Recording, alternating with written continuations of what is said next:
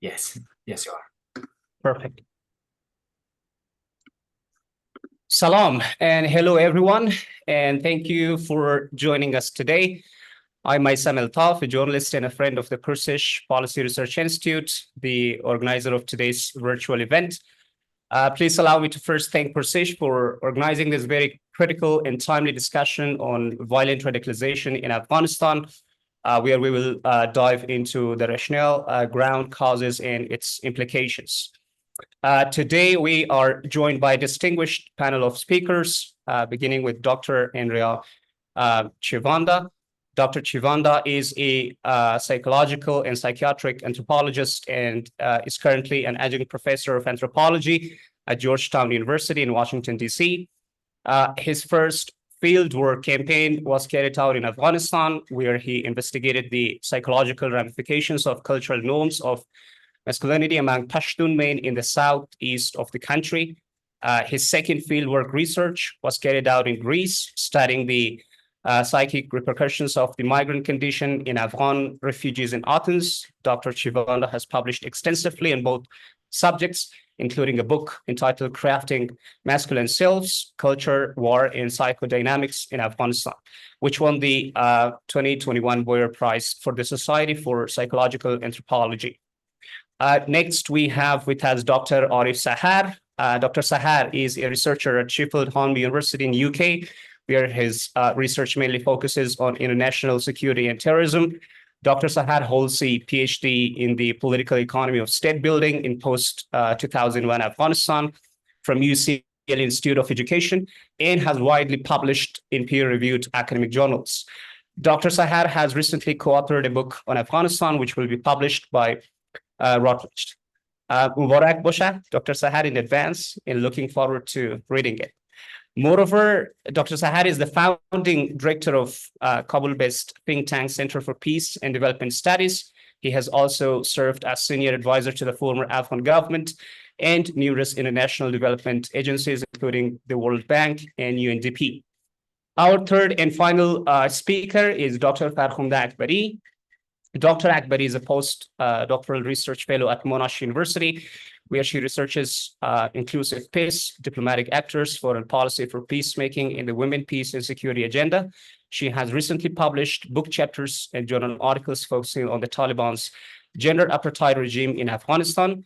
Dr. Akbari completed her PhD in diplomatic studies at the Coral Bell School of Asia-Pacific Affairs at the Australian National University. She has worked at the Department of Political Affairs at the United Nations headquarters in New York, the Afghanistan Independent Human Rights Commission, and the Afghanistan Independent Directorate of Local Governance in Kabul. Thank you for being with us, Dr. Chiovenda, Dr. Sahar, and Dr. Akbari, and Khush Amadid.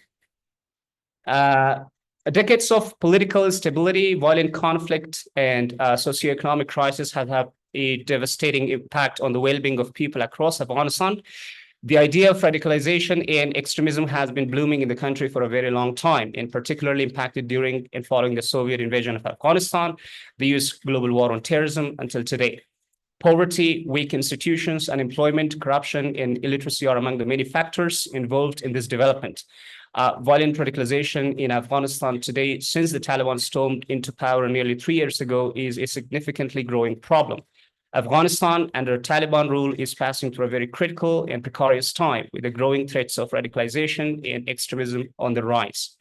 Our hope for today's panel discussion is to analyze the primary and secondary factors driving violent radicalization in Afghanistan, in a bit to understand the historical and socio-political contexts that have contributed to the rise of radicalization in the country in the past decades, with a particular focus on the Taliban regime. We also look into key social and cultural factors that facilitate the spread of radical ideologies across various communities and delve into how do educational institutions and systems impact radicalization. Finally, we will try to acknowledge the implications of violent radicalization for local, regional, and global security, taking into account the current context in Afghanistan. Our discussion will include a few general questions spanning 5 to 7 minutes answers, beginning with our experts' introduction on the topic. This will be followed by specific questions as we move forward with our discussion. Our discussion will also include a 15 to 20 minutes Q&A session in the end. So guests in the audience, please feel free to note down or write your questions for our distinguished panel of experts in the chat box, or if you will be willing to pose your questions directly. Dr. Arif Sahar, if I may begin with you, would you please share your perspective, discussing a brief historical background of violent radicalization in Afghanistan and its root causes? And also, in your point of view, what are the primary and secondary factors driving violent radicalization in the country? Next, I will give the floor to Dr. Chiovenda and Dr. Akbari to share their insights and perspectives on the same question before we move to other questions. Dr. Sahar, the floor is yours. Thank you, Mr. Iltaf, and a very welcome to everybody who is listening to us. When I look at violent radicalization, so I make a few bold and generic and macro level observations. First of all, the Afghan society is quite unique and exceptional because it has got two features that really drive violent radicalization and political violence. So the first one is the Afghan society is strongly political. And it has been political ever since because of the tensions, because of the instability, and also because of the socio-political and cultural operations and repressions that have been implemented at different layers of the society and their responses to those situations. The second feature that drives violence and violent radicalization in Afghanistan throughout history is Islamic character. Afghanistan is one of the most conservative societies, and when we talk about conservatism, it's not just about the presence of conservatives, it is also about the presence of a wide range of different interpretations of this conservatism and the political phenomena and the tools that these sort of interpretations provide for political, sociocultural, and religious manipulation of different societal fabrics. So given that violent radicalization is driven by these two main factors at the macro level, and Afghanistan has been a unique society where political Islam has been ever since present. It is strong, flexible, and provides different tools to its followers and differentiated agency and platforms depending on conditions, and also in response to different events that might unfold at different stages of the country's history. So given that in Afghanistan, violent radicalization is strongly associated with cultural and structural causes. So when we talk about culture, one about the cultural dimensions of violent radicalization, so there are certain aspects and dimensions of culture that support the ground for violent radicalization, provide the human resources, provide the identity, the agency, and the platform that could be exploited by different violent extremist actors for different purposes. And the cultural dimensions of violent radicalization fit into structural implications and dimensions, and sometimes lead to structural implications, such as judiciary, such as police, school, higher education, and other socioeconomic economic sectors. Because of those two macro level features that implicate the Afghan society, so the structures, the cultures, and the political systems have been implicated into political violence, and at times these political structures, such as the constitution, such as the institutions, and also such as the administration, in order to avoid the pitfalls, in order to avoid the clash between these political institutions and structural setups and the grounds for violent radicalization, instead of addressing, instead of addressing, or instead of attacking the grounds for violent radicalization, these structures have tried to align themselves, have try to adjust themselves to the demands that are coming from this violent radicalization dimensions of the society. So violent radicalization as a process has present in Afghanistan ever or since its inception as a modern state with stated borders, and has been unfolding in different forms, in different shapes, and has appeared in different manifestations. And these manifestations, I think the key point in highlighting the different manifestations of violent radicalization is to understand that violent radicalization is something quite fluid. It doesn't have a stable identity to function as an ontological security foundation for the state and for the society. It is situational, it is conditional, and it is exploitable depending on the circumstances and situations. So to conclude this part of the discussion, violent radicalization has been I think I could say it has been a prominent feature of the Afghan society. It will continue to stay with us for a while, because the ground that supports violent radicalization is expanding at an ever increasing speed now, and the causes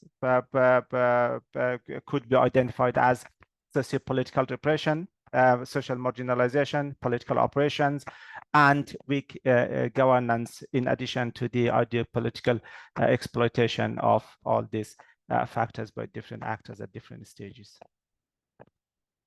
Thank you so much, Dr. Sahar. That lay a ground learning for us to understand the brief historical background of radicalization in Afghanistan, as you also put forth the main factors and causes. As we move ahead, we would like to learn more from your perspective on those factors. Dr. Chiovenda, the floor is yours.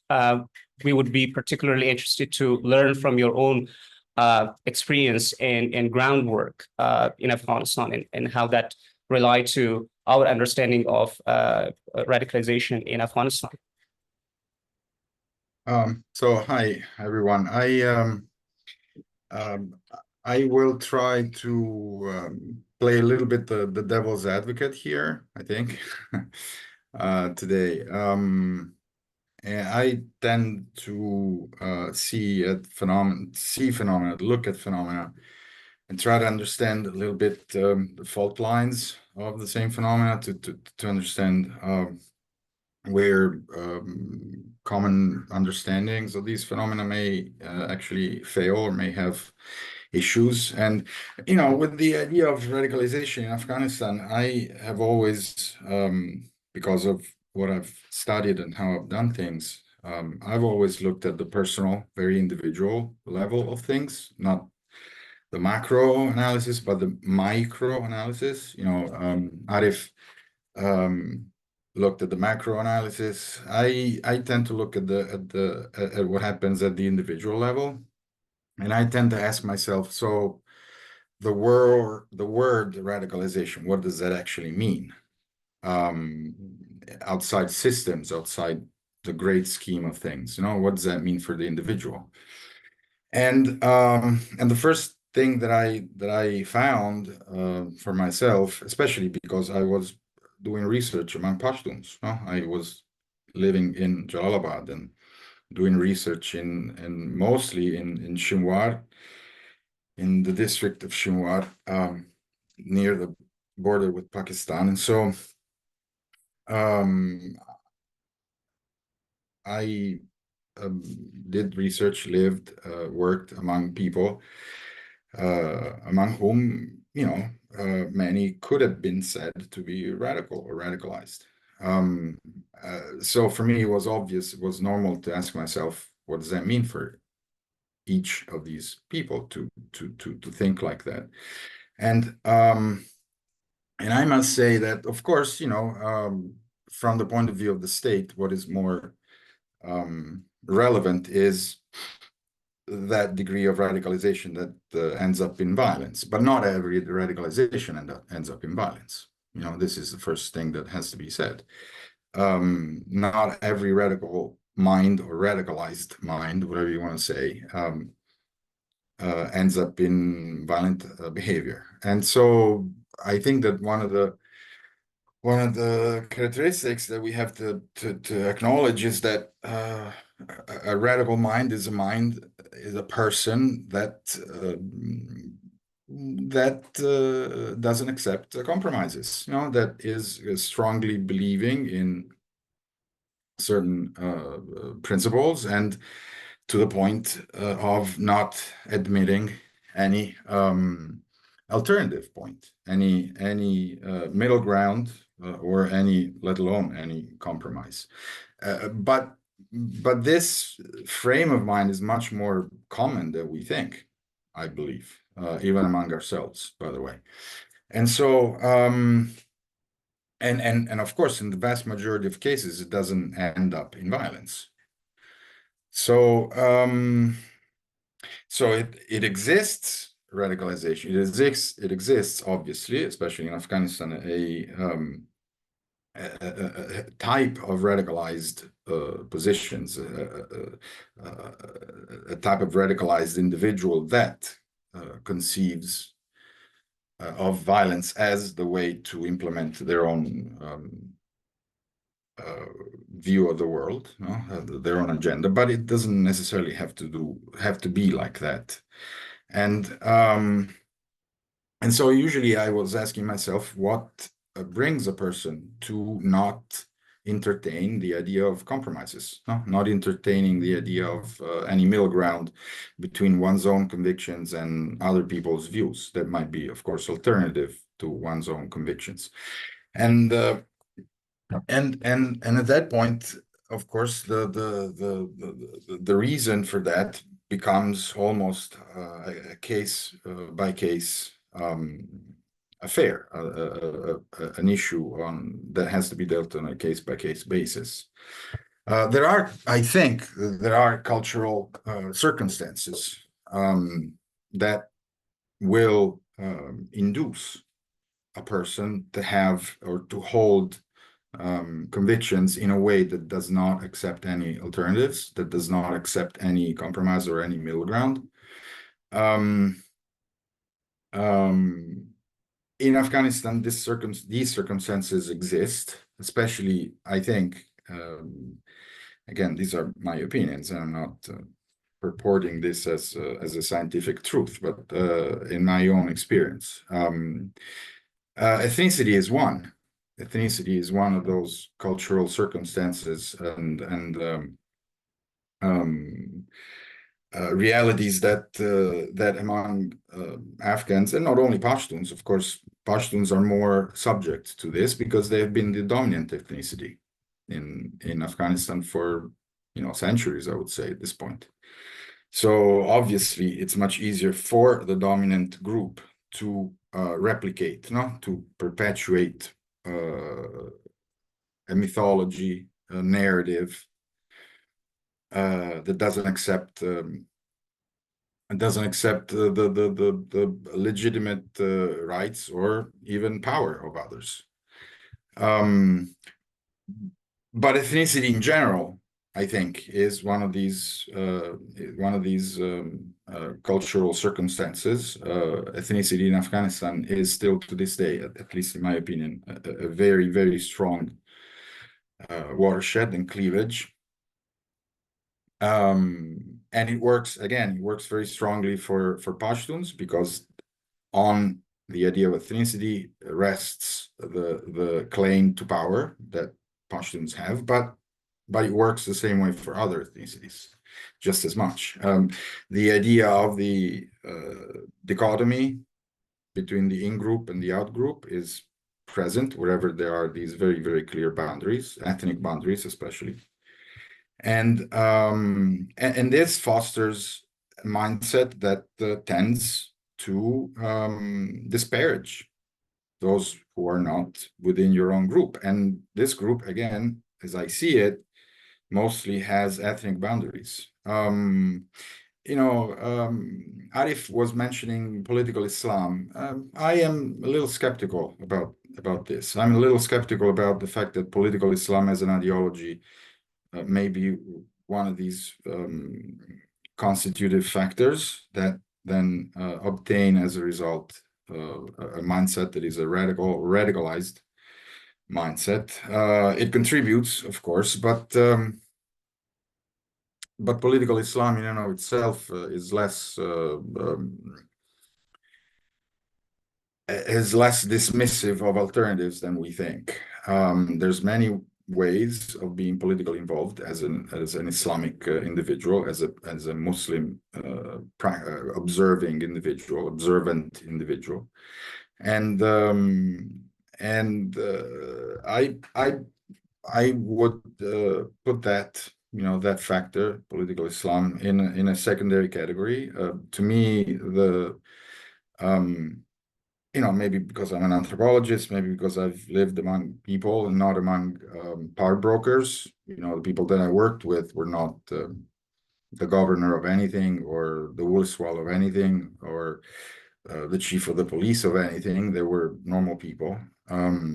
So I had the possibility to observe life from that point of view. And to me, the cultural schemas, the cultural narrative that springs out a belief in very clear ethnic boundaries is more relevant than an ideology, political Islam, which is superimposed from outside. In fact, among a lot of the Pashtun people that I worked with, the line between Islam and Rawaj, as between Islam and custom, was almost invisible, very, very blurred. So, let me leave it at that. We'll have time to discuss more of these things. But the individual side of it, to me, is also very important, and the idea of a mindset that is structured around schemas of thinking, schemas for thought. These schemas for thought have cultural bases, cultural foundations, and I think one of these important, not the only one of these cultural foundations is also the meaning that ethnicity and belonging to a certain ethnic group with very clear boundaries has in Afghanistan for many people, and the repercussions that this has on the way of thinking of every single individual. So let me leave it at that and see where the discussion takes us. Thank you so much, Dr. Chiovenda. That's very crucial to understand. You laid a good ground on trying to pinpoint the how can we make sense of the concept of radicalization, the cultural dimensions, the ethnic boundaries, specifically focusing your own work in the eastern part of the country, particularly Jalalabad. Talking about the ethnic boundary, that also leaves us to discuss the multi-ethnic groups in Afghanistan that some of them have been significantly impacted by this process, by this development, and its ramifications on some other ethnic groups. So, Dr. Akbari, as you lay your perspective, we are also particularly interested to know how you see the implication of radicalization in Afghanistan on the population, especially women in marginalized communities such as the Hazaras. Dr. Farkhondeh, the floor is yours. Thank you very much, Maisam, for a very good question. Before going to your question, I just want to also extend my gratitude and thank to Porsesh Policy Research Institute for hosting this very important discussion.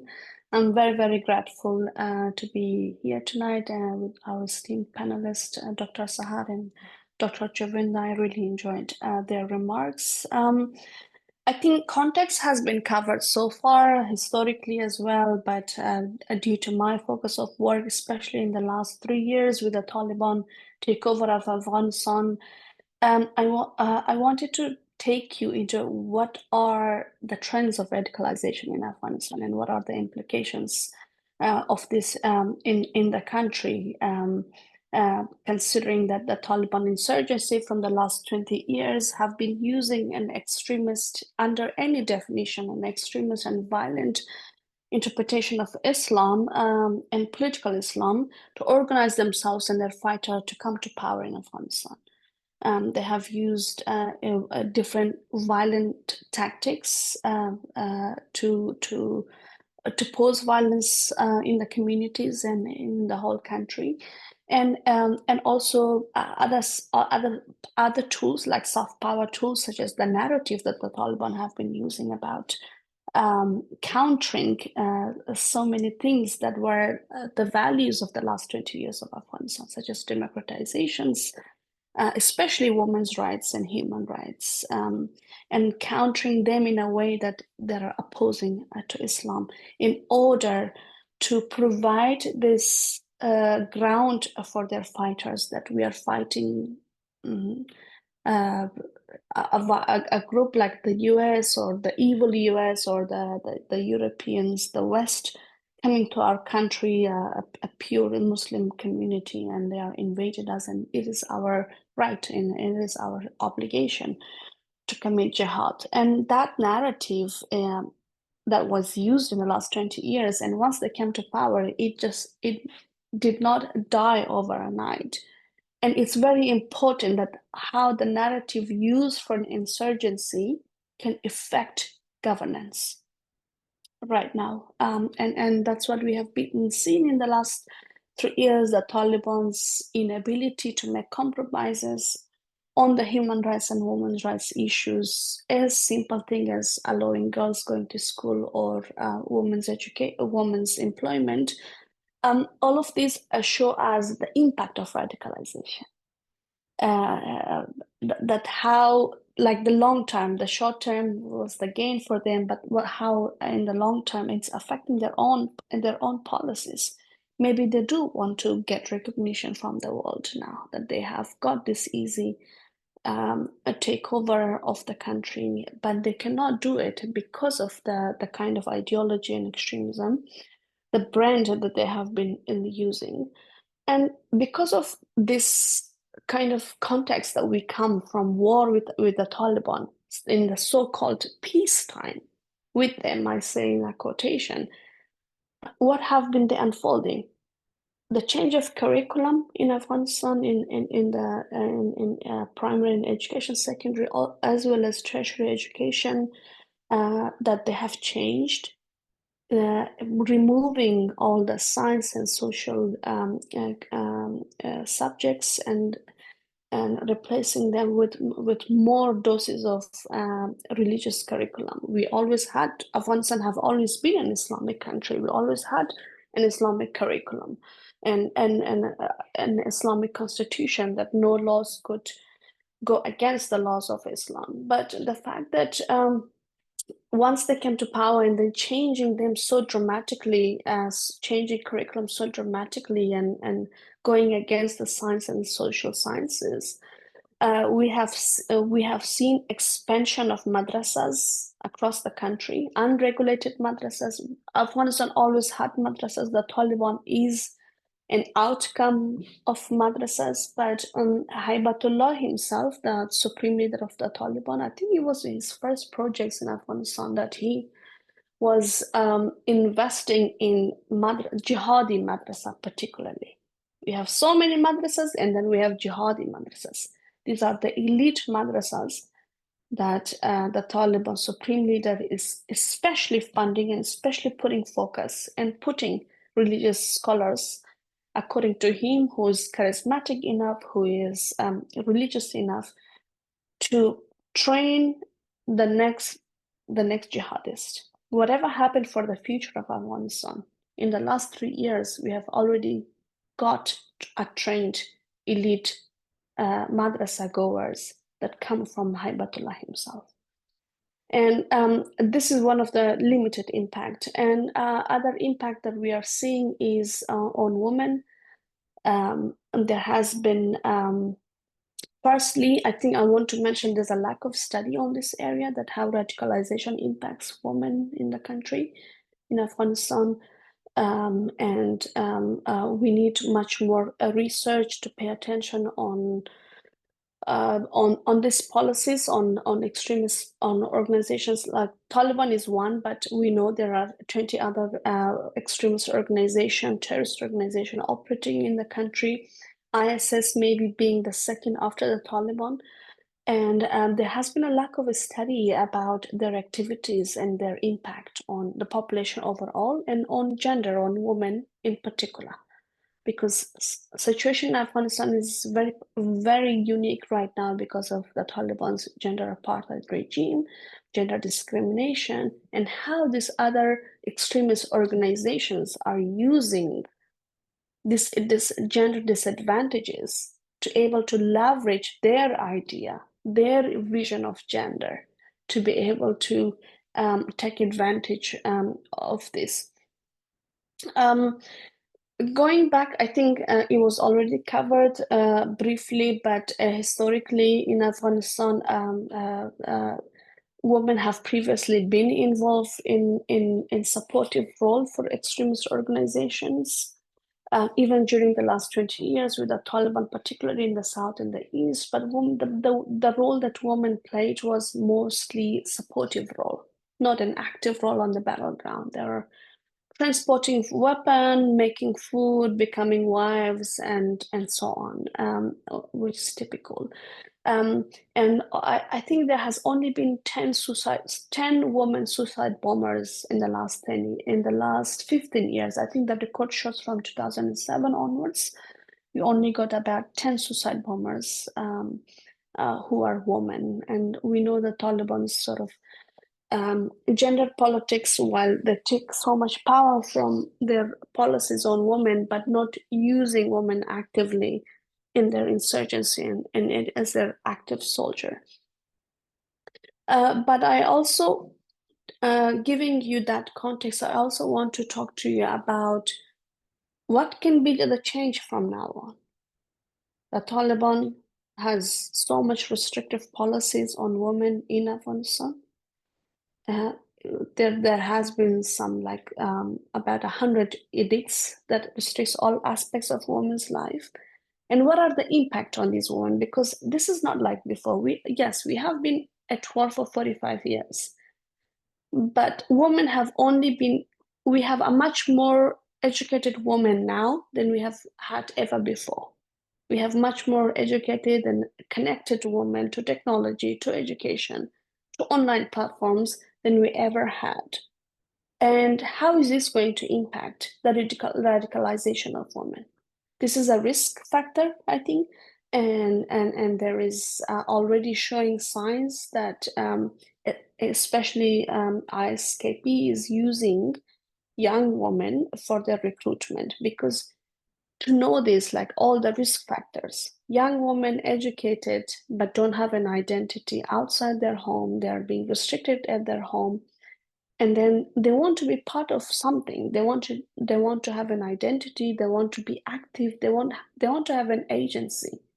They are very prone to recruitment to radicalized organizations such as ISIS, which did not happen before, but it is possible now because of our very young and diverse educated woman population. And I think not enough attention is being paid to this as a group that are, research have always shown that that whenever there are greater risk of violence or radicalization to a particular group, they are the ones who are more prone to be the one to be equipped and or to sign up to them. So I think this is something to watch, unfortunately, although, and at the same time, in parallel, that the way that the international forces withdrew from Afghanistan in 2021, it was a disbanding of democratizations, human rights, women rights. And we have such a young population. I think about 65% of the Afghanistan population is under the age of 25. And more than half of that is women, young women. What are they going to do with all this energy, all this aspiration, that they cannot go outside, they cannot do anything, and they're prone to this kind of recruitment and radicalization. Thirdly, I will be very brief. I know I have gone over time. I will quickly touch on impact of radicalization on marginalized community. We have already seen this. Since the rise of ISIS, especially in Afghanistan, and Hazara community is a marginalized community who have received violence from state and non-state actors, and no matter who was in power in Afghanistan. But since the extremist and radicalized groups such as the ISIS, we saw a trend of targeted killing of the Hazaras, especially targeting women, the schools, the maternity hospital. And this is continuing today because Hazara women being culturally more open towards change, towards their participation in democratization process. And we are seeing now that the threats that are being posed in a country that is being radicalized much more, it's the Taliban, it's the ruling authorities, but also the other 20 other terrorist organizations, mostly coming from extremist Sunni backgrounds, targeting a Shia and a vulnerable community such as the Hazaras. We are a community who have been through mass massacres, a trend of genocide from the state, and also targeted killing by non-state actor, at least in the last 10 years. And this is growing. Unfortunately, community do not feel safe. But the reverse point is that even the community, the Hazara community, who are known for that progressive attitude, can become radicalized, can be prone to radicalization, because they are also the one who is vulnerable, who are under threat. And we have young men as well in our community, young women as well, and how it's going to impact. It's very early to talk about it. I just wanted to flag that these are what are the impacts that radicalization could have on vulnerable groups like women and ethnic minority who are not traditionally in these camps, but how a context like that could affect. We don't know for how long the Taliban will remain in power. And this could be many, many more years, and how things could evolve. And what lenses we need to put on as human rights activists, as international policymakers outside Afghanistan, to be able to watch them. I think the last 3 years have just shown that we are still going with a very traditional approach, and we are neglecting a lot of the risk factors that is affecting. Thank you. Thank you so much, Dr. Akbari. You covered a wide range of issues, including the trend of extremism in Afghanistan and the Taliban rule, correctly putting that into context, and the implication of radicalization in Afghanistan on the population, especially women in marginalized communities, such as the Hazaras. It's also important that you underscored under the current Taliban regime, the expansion of madrasas and jihadi networks, keeping in mind that ground reality that lays sanctuary for various other, regional and transnational terrorist groups. Dr. Sahar, if you would lead the discussion from here onward, if you would like to share your perspective on the factors that you earlier pinpointed in details, and also talk about the impacts of radicalization in Afghanistan, apart from what have been discussed so far.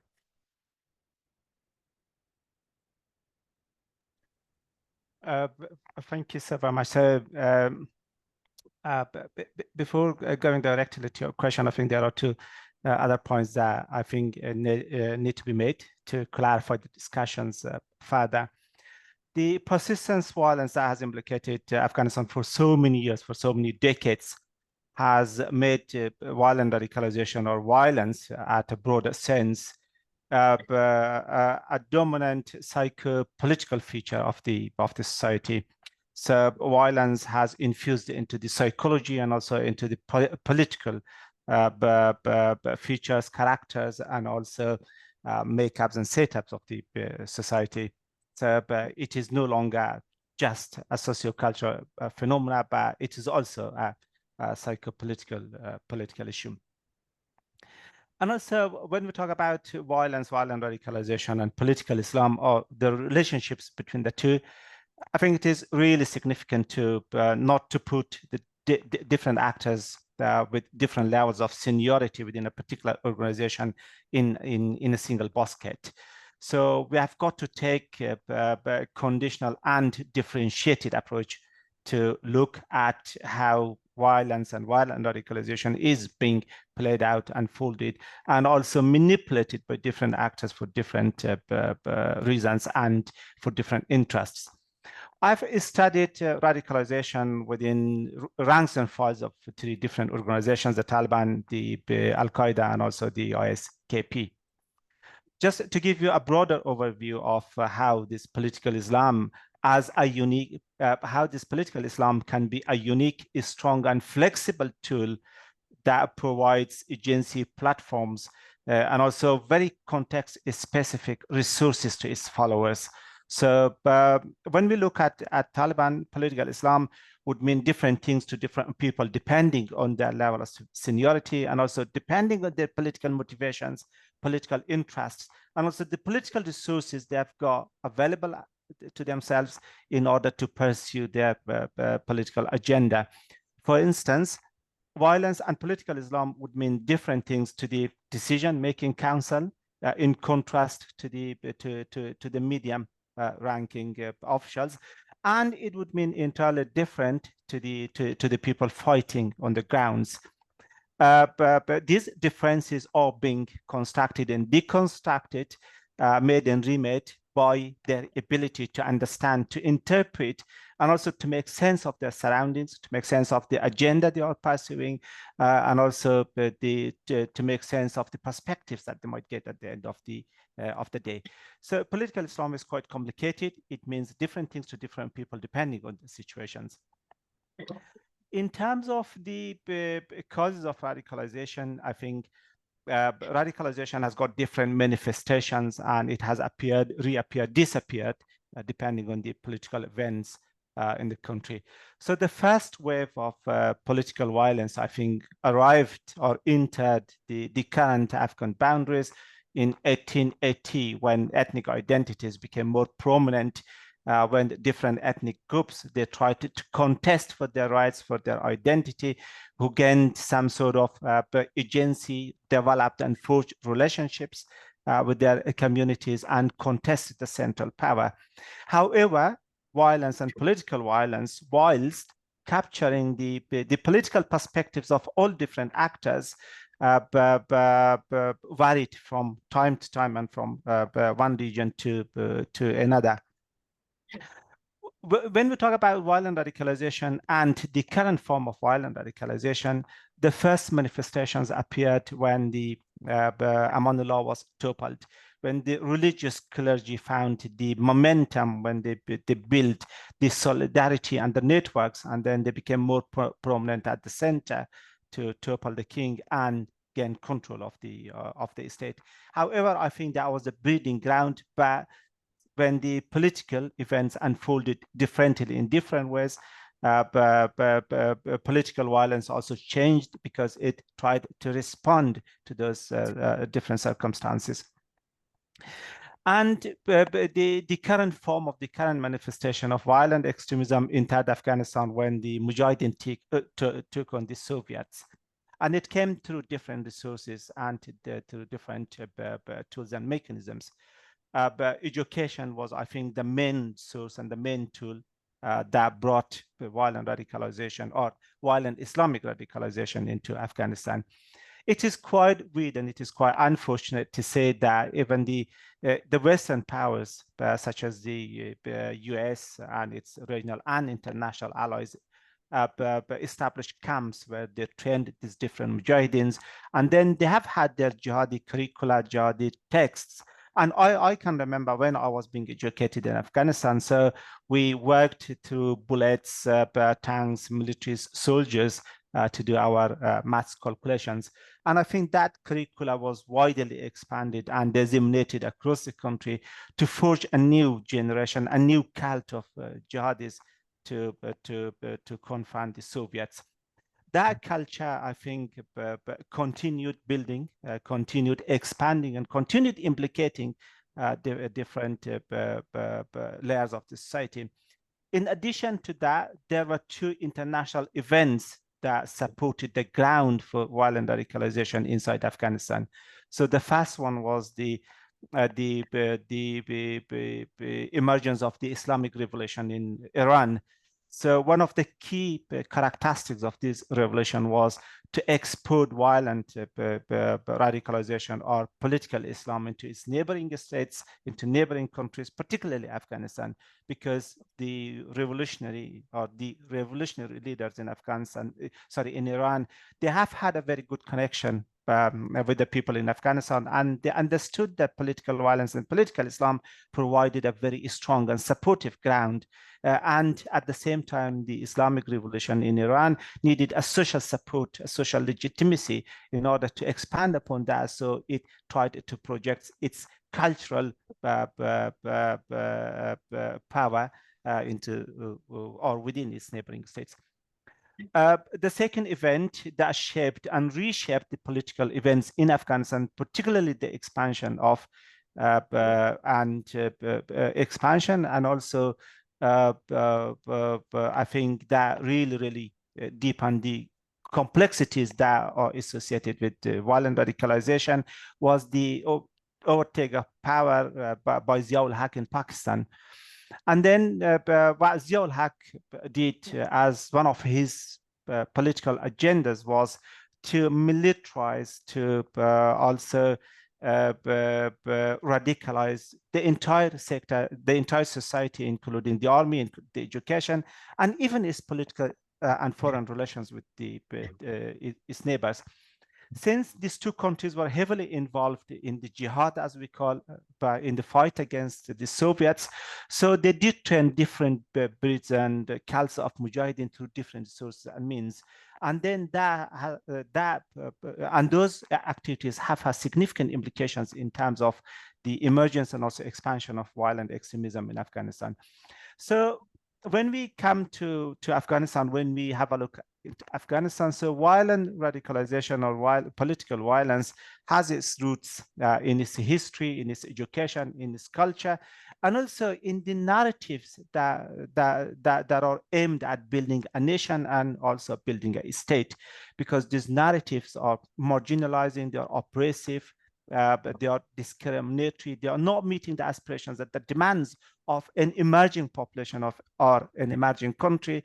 So what the result in the ultimate outcome would be, so it is a frustrated bunch of people who would be looking for different avenues, opportunities, and at the same time who are empowered by education, by technology. Now they've got agency, they've got platforms, they have got education, they've got money.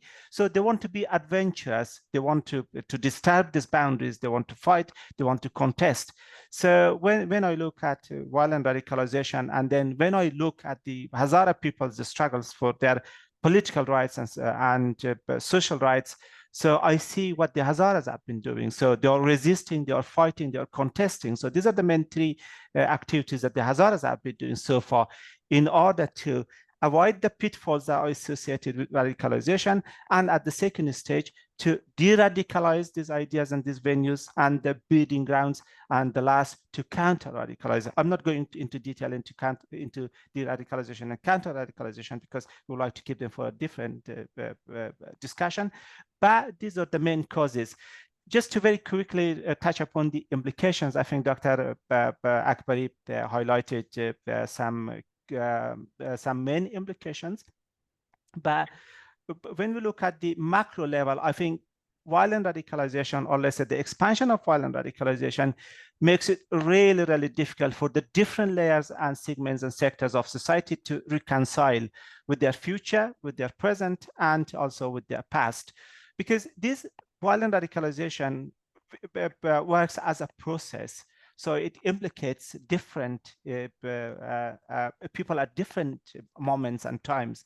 So we have got to be quite careful when talk about radicalization, not to look at it as an isolated event. So we need to look at it as a process and as a package which has got different features and characteristics, implicating different people, different actors, different layers of societies, differently and in different places, because the implications are quite conditional, they are quite differentiated and differential, and their implications are also quite context specific. So to sum up, the main implications or repercussions of violent radicalization is a perpetuation and continuation of further violence in the future. It makes it really, really difficult for the different segments, for the different ethnic groups to come together to forge a shared identity, a shared agency, and a shared platform that could drive the country forward. So it makes it really, really difficult for everybody to reconcile their aspirations, their ideas, their past, their present, and their future. So if violent radicalization is not curbed on, it will definitely lead the country to a place, to a stage where the future is unknown. Thank you, Dr. Sahar. That is so crucial as you lay out in our understanding of how local, regional, and other dimensions work in this process, as you put it. Dr. Chiovenda. Mr. Iltaf, just one more point, I think. Yeah, please. That would make sense to make at these stages. That violent radicalization is also dependent on how the armed conflict has implicated different countries, different layers of the society, and how it will continue implicating different communities. So when we talk about violent radicalization, we also need to look at the specific dimensions of the conflict that have led into violent radicalization and political violence.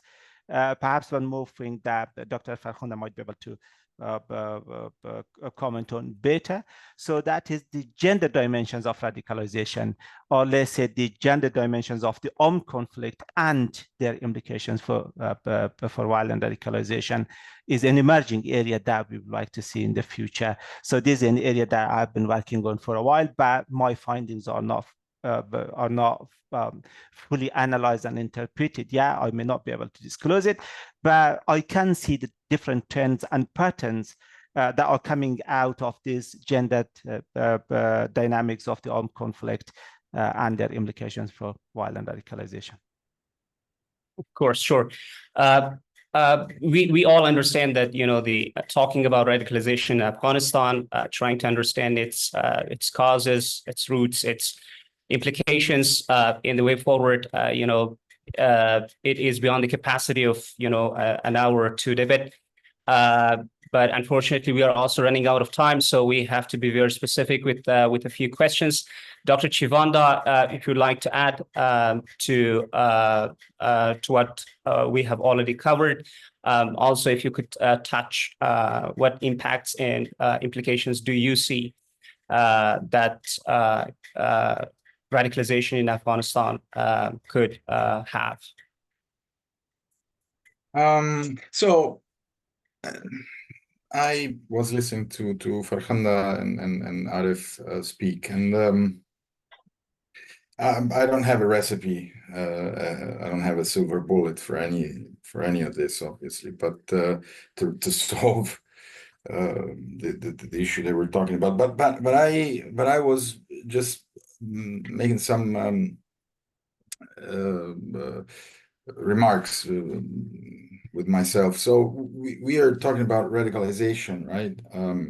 Violent radicalization, and we are taking for granted that this is a seemingly religious radicalization that is brought forward by the Taliban movement.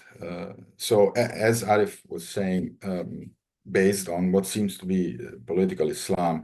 And so we are giving this definition, we're giving this character to violent radicalization in Afghanistan. I, again, as the devil's advocate here, I want to point out that that's not the only way that you can conceive of radicalization, especially in Afghanistan, and whose causes might be sought also somewhere else. Not that Arif is not saying something that is totally sensible like Farkhondeh, but I was simply, again, like the devil's advocate, trying to expand a little, because, for instance, I was thinking of the radical mind, the impossibility, inability, unwillingness to compromise, just like it's happening today, the degree of violence, the degree even of hatred that, was proper to another time in Afghanistan, not so much a long time ago. The communist time with the Khalqis and the Parchamis, Babrak Karmal, Hafizullah Amin, people who have used education to create a world of dichotomies, a world of wrong and right, a world of evil and good, in which they were the good and all the rest were the evil, in which all the supposed evil ones had to be physically eliminated. That is radical. That is radicalization just as much, and didn't need any idea of political Islam. Now political Islam has been part of what is being used to radicalize. Just like Arif was saying, Mujahideen were told through Western, Saudi, Gulf support that it was necessary that they do X, Y, or Z because of blah blah blah, and madrasas, like Farkhondeh was saying, were heavily involved. This is obviously true. But again, somebody was talking about de-radicalization, another big sphere of discussion here that we don't want to touch today specifically. But when we think of the definition of radicalization and the much talk that has been going around about de-radicalization, we need to understand the common denominators, and while it may seem that religion, political Islam, is a very, very, very central, crucial factor today, there have been just yesterday years in Afghanistan when radicalization meant completely something else, completely different thing, brought forward by people who had nothing to do with political Islam at all, or Islam to begin with.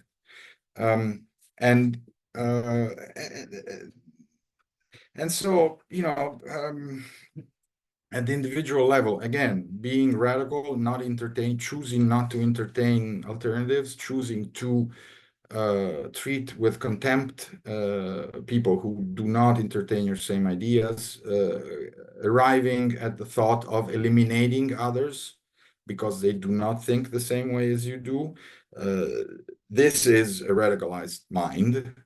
And it has happened in Afghanistan among many ethnicities and on the basis of very different ideologies. Now, political Islam seems to be what the Taliban are bringing forward today, but they do so also on a very, very nationalistic basis, right? Political Islam has been discussed by Western authorities in scholarly publications for decades now, has a very global outlook. Osama bin Laden, Al-Qaeda were political Islam because they were global, because they didn't entertain any idea of national liberation. The Taliban are much more obviously local, obviously constrained.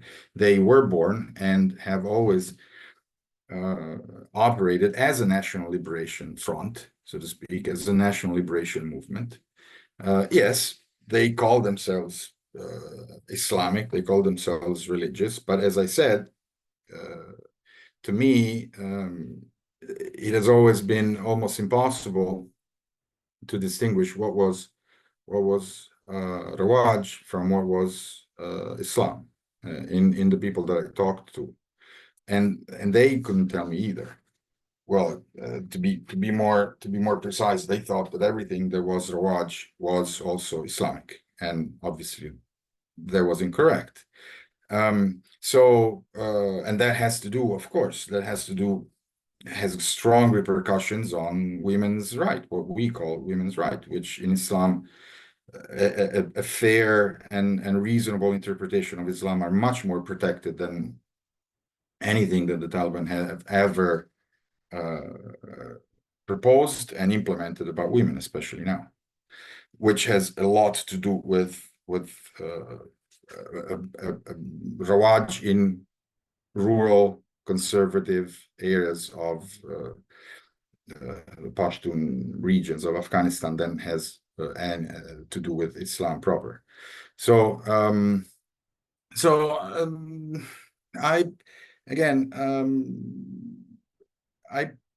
I want to point out that we are taking for granted that this idea of radicalization, radical minds, has to do completely with Islam, with what the Taliban purport to be bringing forward, and that it doesn't necessarily have to do that. They have to be so, and especially that in other moments of the history of Afghanistan, the same degree of a radical mind was based on completely different foundations and was just as much radical, just as much hateful, just as much uncompromising and violent. Again,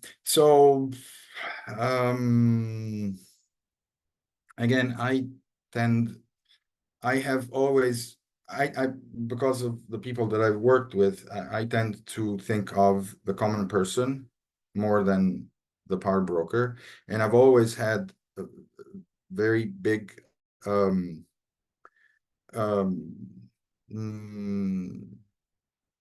suspicions, so to speak, skepticism about the motives of people in power and with power.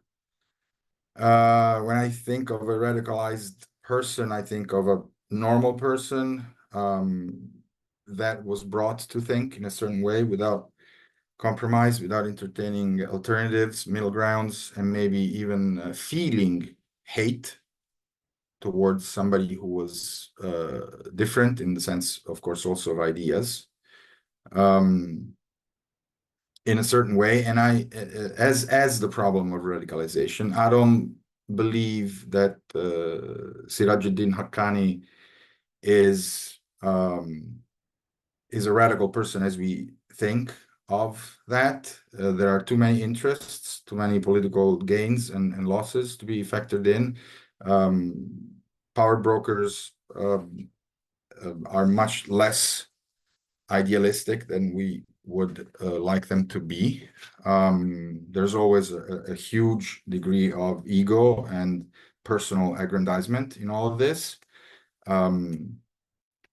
People in the lower ranks, people that they need and then they use as the foot soldiers of their movements and their mobilization, are the ones that are the radicalized ones, that have something for which they do this, for whom the radicalization has a function at an individual level. So I usually try to understand what lies with these low ranks people, and I understand that for a lot of the policymakers, practitioners, even scholars that deal with the macro system, with the macro factors, this is maybe even irrelevant. But at the same time, we're talking about radicalization as a genuine ideal convincement, belief with power brokers, who I believe most of the times are driven by other interests, by very much more down to earth and little, so to speak, interests as self-aggrandizement, as power for the sake of power, as maybe even riches, who knows.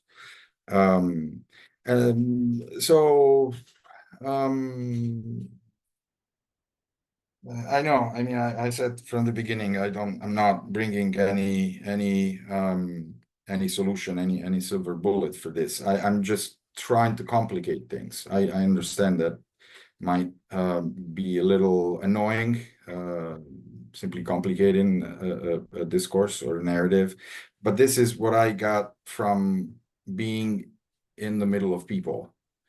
And usually you realize that things are much more complicated than any narrative, any general narrative might be, especially when we're talking about something like this, what we call radicalization, which is about the way people think and the behavior that goes after this way of thinking. And yeah, okay. Thank you. Thank you, Dr. Chiovenda. Actually, you bring a very interesting perspective in trying to understand the mindset, behavior of a radicalized person and how that actually works. We would like to have you in our future discussions, so you could we would have that opportunity that you would delve deeper into this particular topic. So since we are running out of time, I have to skip a few questions. We have already talked about the touching on a brief historical background, trying to understand some of the major factors, the risks, and also the implications. Here, I would like to pose the final question, firstly to Dr. Farkhondeh, and then in order to Dr. Sahar and Dr. Chiovenda to end our today's panel discussion. And then we would go ahead with a few questions from the audience. Dr. Farkhondeh, if you would like to discuss, touch upon briefly on the security risks for the region and beyond, and the need for the international community to address the rise of radicalization in Afghanistan. Thank you, Maisam. Very good question.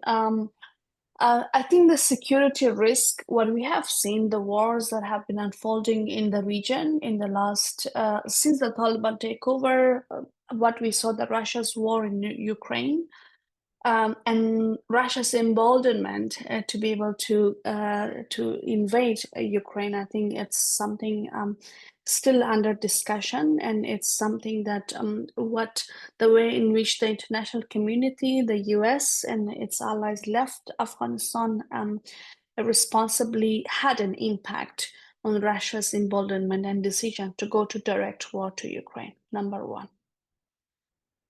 Since October 7, we saw Hamas's war in Israel and the use of weapon. There are a minimal report, but there are references that are being made that the way in which Hamas has been using weapons left in Afghanistan in their attacks on Israel. And also, we have also been seeing how the Taliban takeover of Afghanistan have inspired radicalized organizations across the region, not only in the Middle East and beyond, but also in Africa. There are so many radio reports and primary and secondary sources that shows that how radicalized organizations, extremist organizations using violence, have been referencing the Taliban's jihad and takeover of Afghanistan against so-called superpower, consistently fighting, using extremism, using suicide bombing, using violence to come to power and abandon their enemy, and how that's being used as inspiration from Indonesia to all parts of Africa, to some of the ASEAN countries. And this is alarming. This is alarming for so many of these countries that a group, there are non-state actors that are seeking independence, autonomy in their particular regions, in their particular countries. But the fact that they're using the Taliban, that, hey, this was one of us, and the fact that they fought through, the Taliban come to power using insurgency and terrorist tactics. And the way in which it was not the Taliban's power, but in my analysis, it was the way that the international community signed peace deal with the Taliban that actually emboldened them and led the Afghan security forces to stop fighting, that brought the Taliban to take so many provinces in a short amount of time. This trend is something to watch, and we are already seeing in bigger contexts, such as in Russia and in Hamas and Palestine's conflict with Israel. And to go forward, I think we really need to monitor closely and document developing trend in the radicalization and recruitment in Afghanistan, especially focusing on women. That's where my area of work is. I mean, we have to look, of course, young men are prone, but particularly young women from now onward.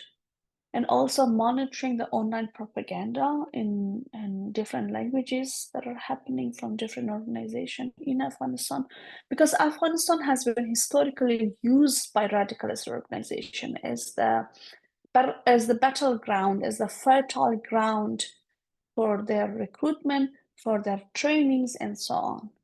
And we need to look, and we are also referred to the Security Council sanction report that comes every 3 months.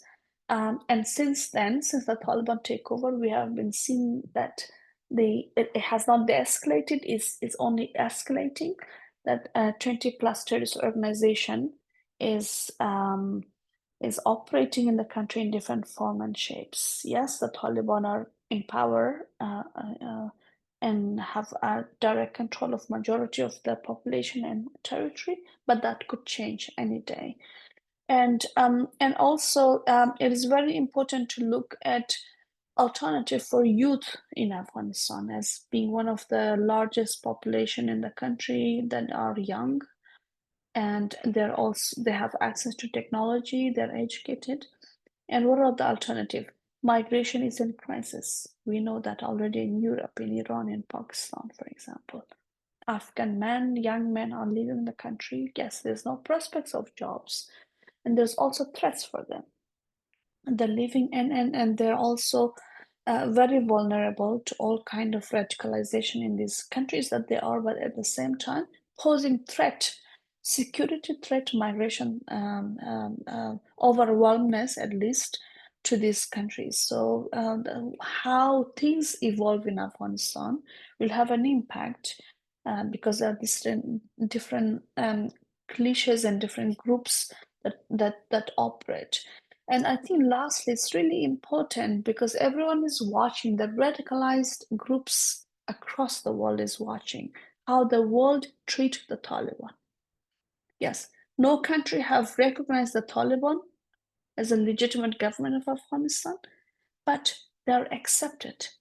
We have seen so many international humanitarian organizations banding their humanitarian principles to be able to cooperate with the Taliban, and how this is affecting the population, the country, but also the message it's sending. Yes, you can go, you can do suicide bombing, you take over, and then they will accept you. This is a very dangerous precedent. The Taliban has set a very dangerous precedent and the way that the world is going to deal with it from now on is going to be a much more impactful in how these radical organizations going to strategize themselves regionally and internationally. Thank you. Thank you so much, Dr. Akbari. Dr. Sahar, if you please share your perspective on the same question.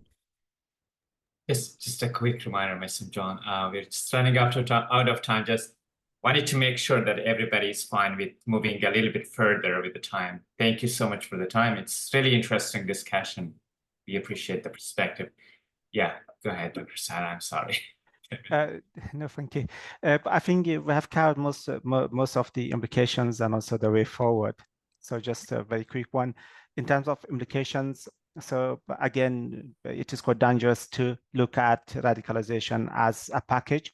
So we have to have a holistic approach to it, to understand it, and to dissect it.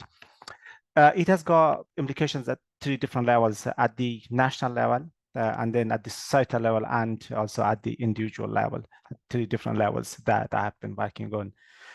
So at the political level, it really bars any sort of political and institutional changes. It doesn't allow for that flexibility, for that political inclusion, for that political participation.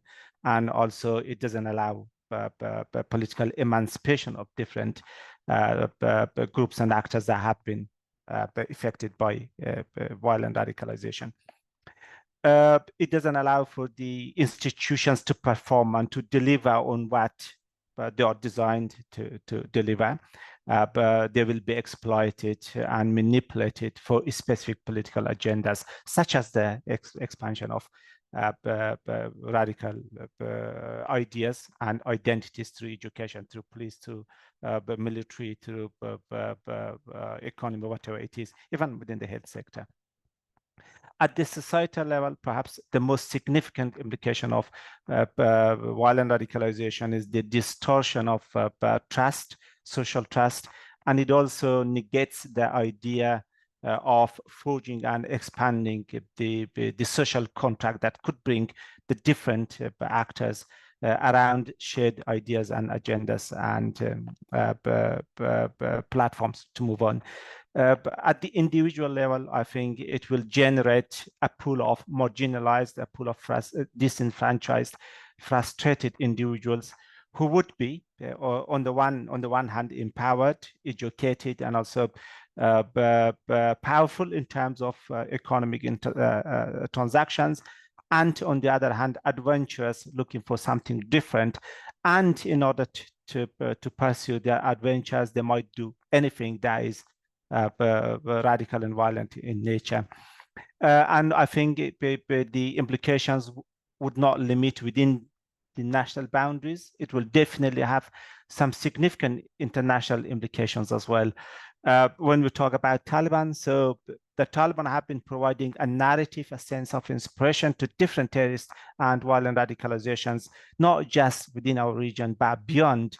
Today, I was monitoring the developments in Bangladesh, and then I came across multiple narratives in which they espouse the Taliban ideology and then demonstrated and showed the manifestations of Taliban-inspired political agenda penetrating those student movements in Bangladesh. So it is just one example.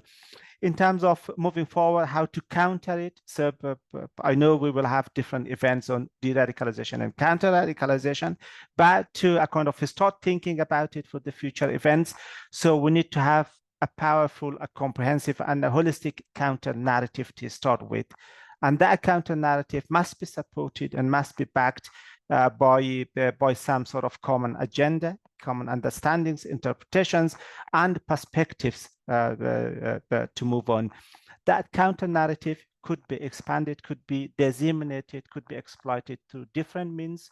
It could be education, it could be social media, it could be sociocultural platforms and agencies, and also it could be the very informal institutions and settings of learnings in the future events. So I will explore all these options in more detail because I've been working on them for the past few years. But now, obviously, the time is pretty short. I would like to stop here.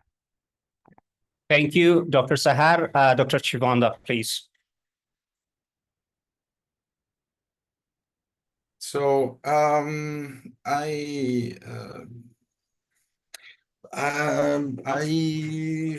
hear what Farkhondeh and Arif are saying.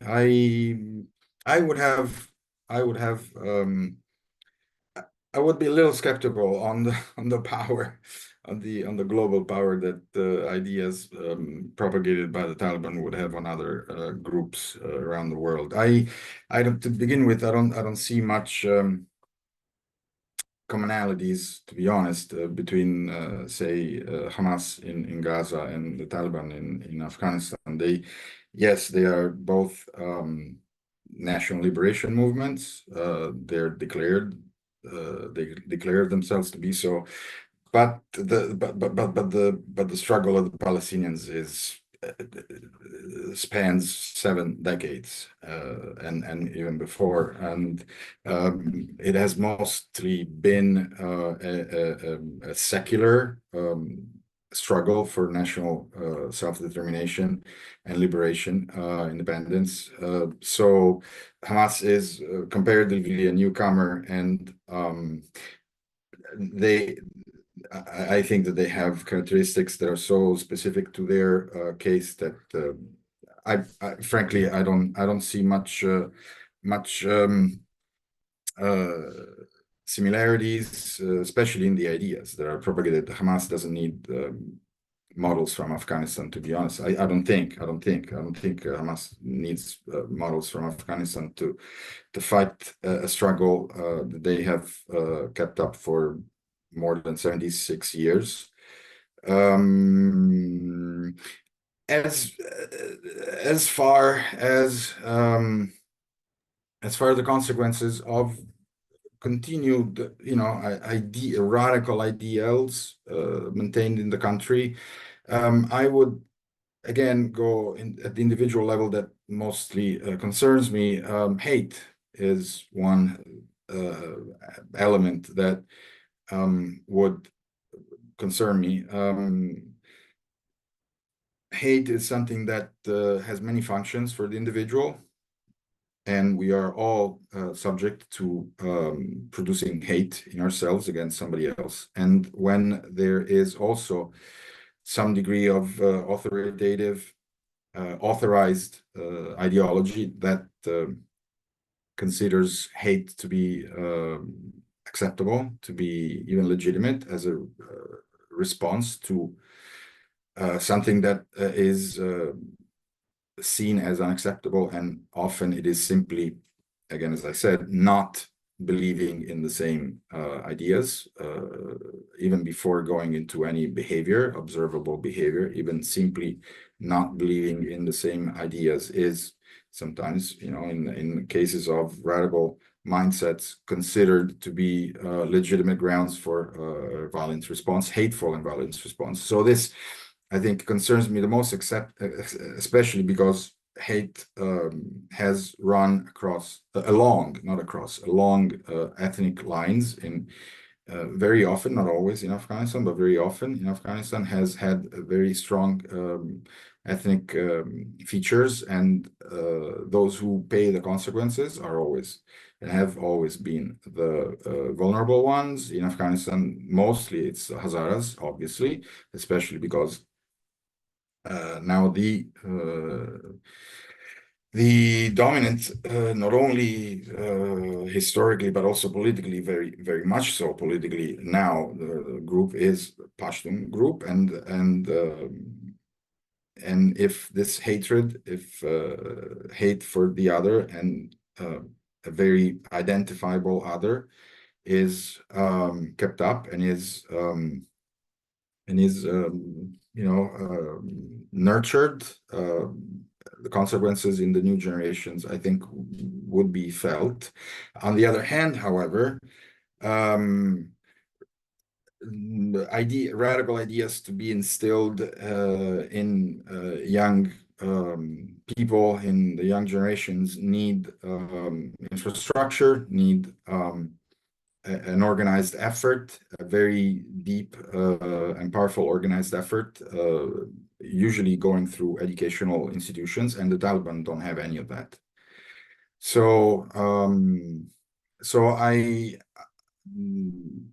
I am fearful on the one hand, but also hopeful on the other, because I don't see the Taliban as they are to be able to constitute that charismatic, legitimate, powerful, pervasive, deep influence and structure that they would like to be, and that some purport them to be.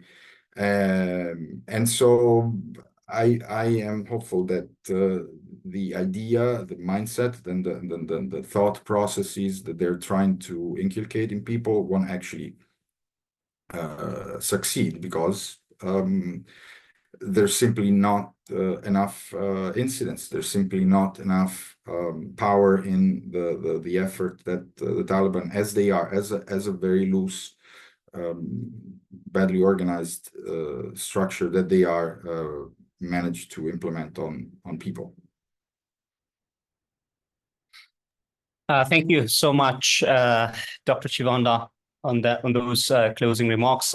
Friends in the audience, if you have any questions for our speakers, please raise your hands. Hopefully our colleagues will open the mic for you to directly ask your questions.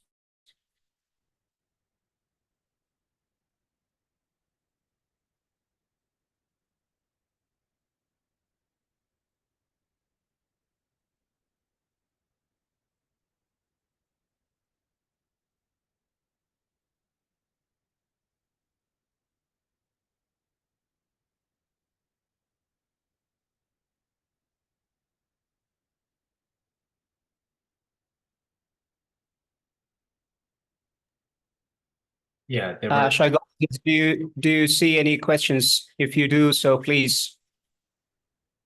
Thank you. There were a couple of questions, I guess, or one in the chat room. Kind of, Dr. Sahar responded to that. I think that was responded by Dr. Sahar and also by Dr. Akbari. So during the session, we don't need to go over it. Yeah, this was fantastic. Thank you so much, everyone. Really wonderful discussion. And we are going to continue this discussion in series of upcoming events, and hopefully we can have you all in our future events as well. We appreciate the time and really the amazing moderation and facilitation by Maisam John. We truly appreciate that, Maisam John, and our panelists and participants who came to our event today and shared their perspective. Thank you very much, everyone. It's been great being here. Thank you, Shaigonis. I would like to also extend my my thanks to our distinguished panel of speakers, Dr. Chiovenda, Dr. Akbari, and Dr. Sahar, and those in the audience for their patience listening to this very timely and critical discussion. Hope to see you in the future. For now, goodbye and take care. Thank you very much. Bye-bye. Thank you, everyone. تشکر. Thank you, everybody. تشکر. شب و روز خوش. خدا نگهدار. خداحافظ.